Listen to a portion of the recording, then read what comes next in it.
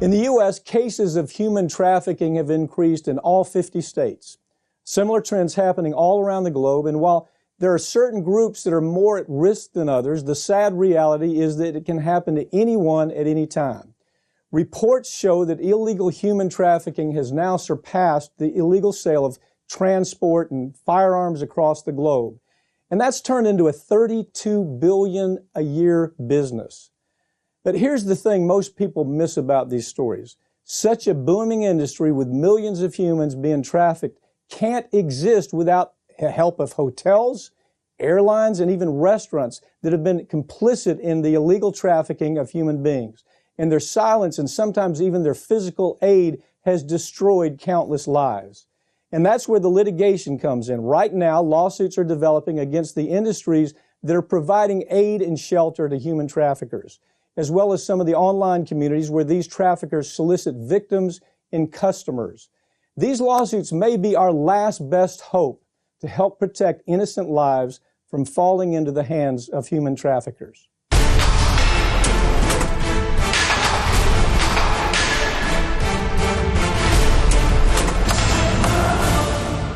Joining me to talk about this growing problem and the possible solutions is attorney Dan Soloway. Dan, start by telling exactly how bad the problem of human trafficking has gotten in the United States. What's your take on that? Sure, Mike. It's bad and it's getting worse. You mentioned it's a $32 billion industry, which is now about 20 to 25% of the worldwide $150 billion industry that is human trafficking. It involves children, women, young girls.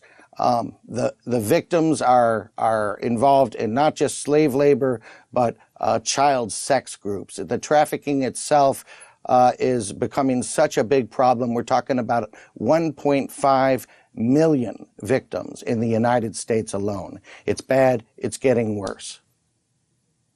Dan, what groups are most at risk? We don't have a very clear understanding of that. We almost think that, well, this only happens to people that just aren't careful. I mean, those kinds of crazy rationales are so bizarre because it really does cross all boundaries, doesn't it? What is, as you've observed this develop, what is your take on that?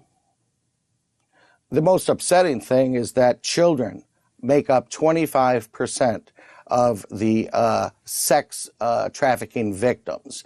75% of all victims are women and girls. We're talking about runaways. Runaways make up 1 out of every 6 of the victims.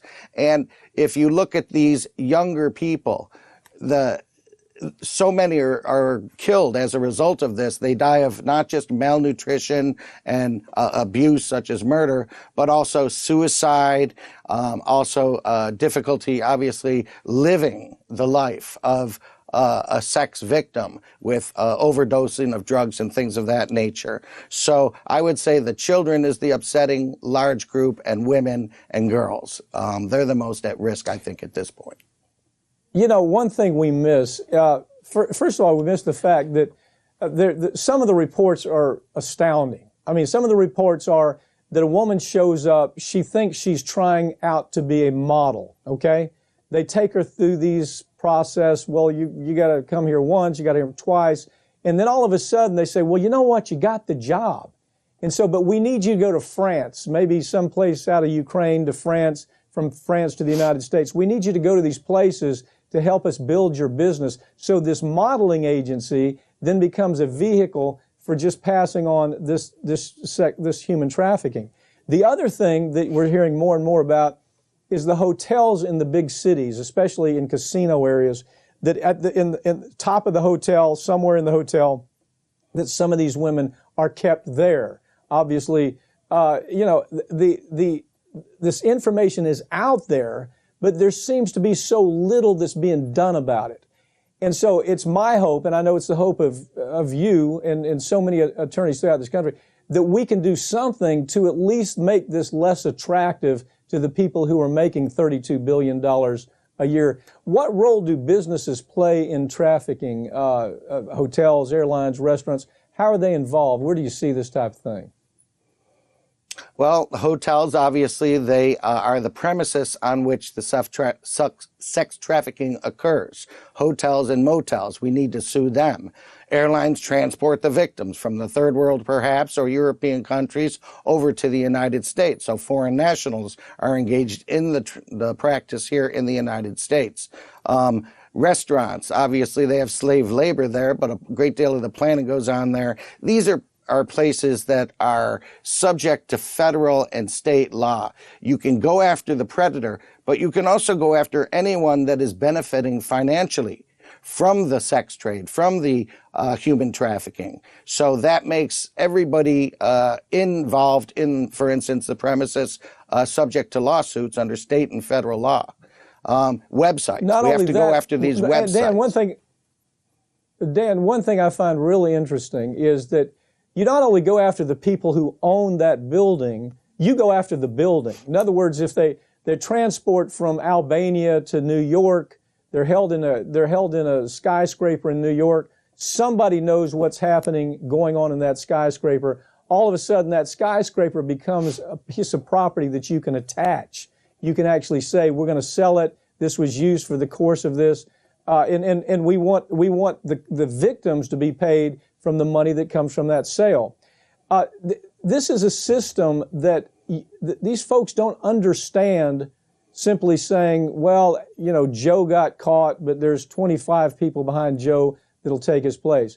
The people at the top understand when they forfeit their property. And the RICO statute on this actually carves out special handling for this type of trafficking. You mentioned online. One part that comes into this a lot is you see some of these online services that are being sued because they really are the vehicle for people to make all of this happen. Explain that if you would. Well, obviously you have certain online predators. They use social media, Facebook, Instagram, Twitter. They hide in plain sight almost. They use what I call verbal kidnapping. They offer young girls who perhaps are on Facebook jobs or money to send home to their family or opportunities in school. So verbally, they are promising those things that people want, even, lost love or found love. Pursuing these type of ads on social media sites brings these young people in. And they, as you mentioned, it's a bait and switch. They go after perhaps a modeling career when in truth, they are in effect made into sex slaves, and they're kidnapped. And they're used for the nefarious purposes in not just the United States, but all over the world. They're hiding in plain sight. We need to go after them. Yeah, tell us about some of the lawsuits that are developing against these industries, either that they're working with or maybe even turning a blind eye to the human trafficking. You see, it's not acceptable to say we didn't know. The Right. question is, should you have known? The question is, did you have enough constructive information that should have told you that this building that you own was being used? You can't simply say, well, I don't know. I didn't have any way of knowing. The law really doesn't allow for that. Intent can be read into your actions of even ignoring the obvious. So what do we see happening with some of these lawsuits, Dan? Well, we've got federal anti-trafficking lawsuits that are available. They've relaxed the statute of limitations so that minors can bring claims as late as age 23.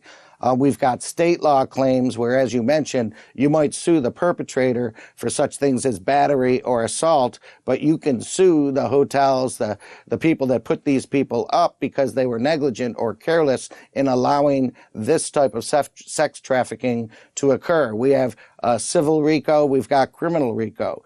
We've got companies like Backpage that was put out of business by the federal government, and criminal RICO lawsuits brought against the CEO, who's now doing time in prison for conspiracy and laundering drug money.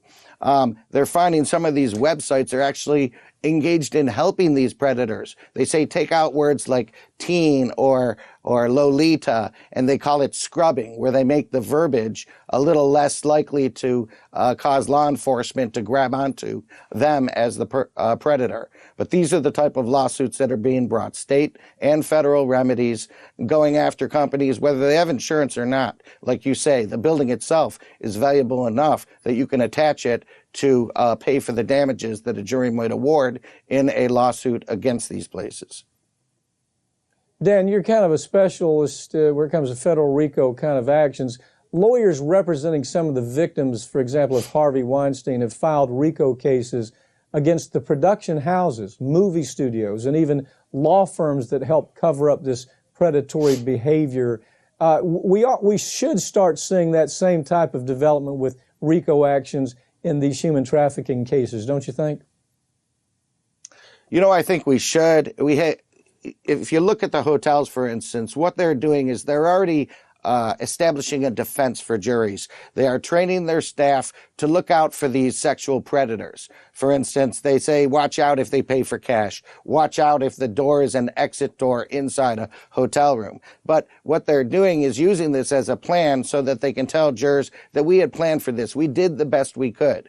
When in fact, we're finding actual hotel people and motel people are engaged and getting money from. They're benefiting from these sexual predators. So we have to bring claims against it when it is organized, but also when we see anybody, even on an individual basis, benefit financially from what the sexual predators are doing, especially to these child victims. Civil RICO, as well as other state and federal remedies, all need to be brought. This is a way to put them out of business, and lawyers are going to have to do it.